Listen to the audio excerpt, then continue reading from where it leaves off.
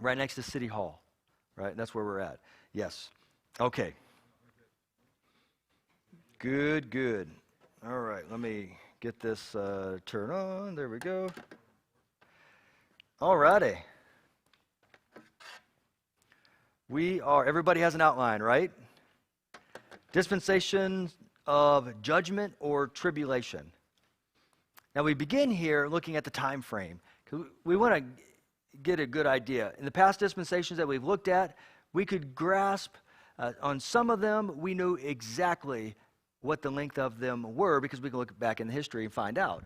The first one we didn't know because we don't know how long Adam was in the Garden of Eden. I mean, there's some restrictions. The church dispensation that we talked about, we don't know how long that's going to be because we're currently in it and God never gave us a date of its end.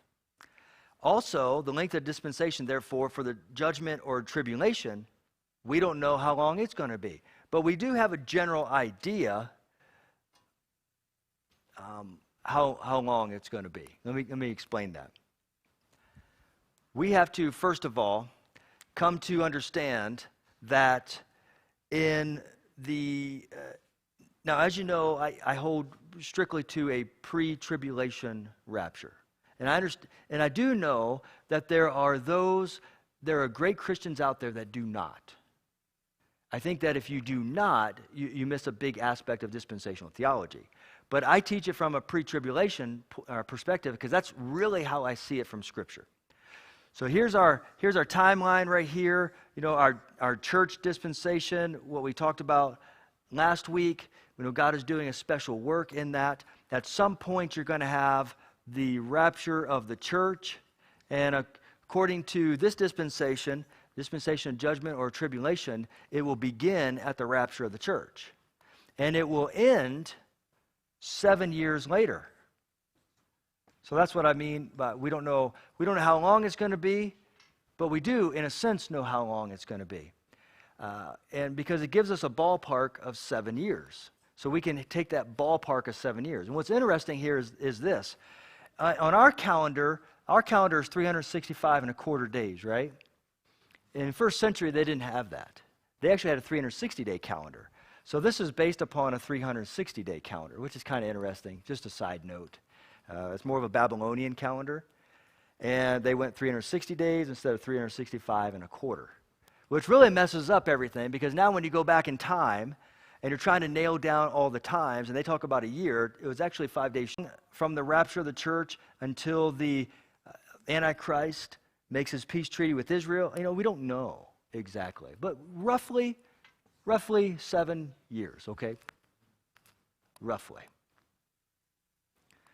And during this tribulation time period here, let me clear this up because I want to show you some things to make sense of this. So now let's take this right here. This is our 7-year tribulation, okay? This is the dispensation in and of itself right here. Starts, right, remember, this is the rapture of the church.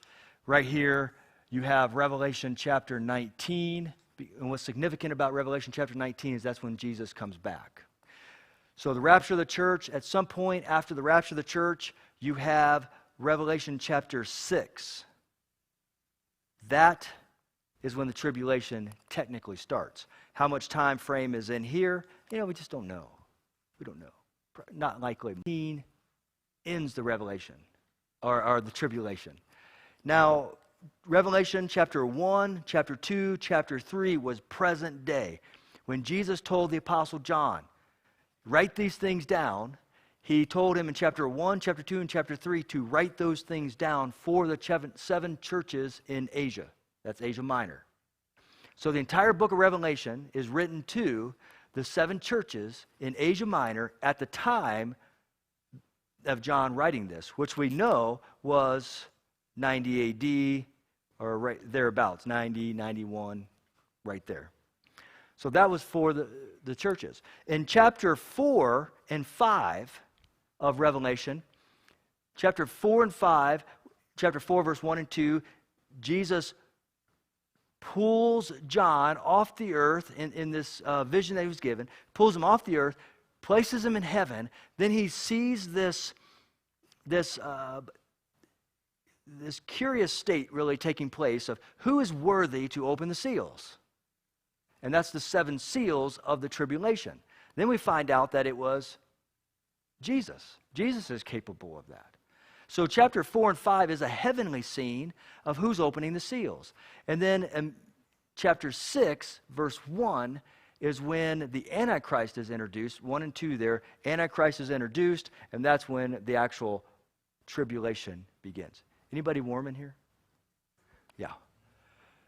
Larry, do you mind turning the air on? I think, if I'm warm, I know other people are warm. Thank you very much. Mandy.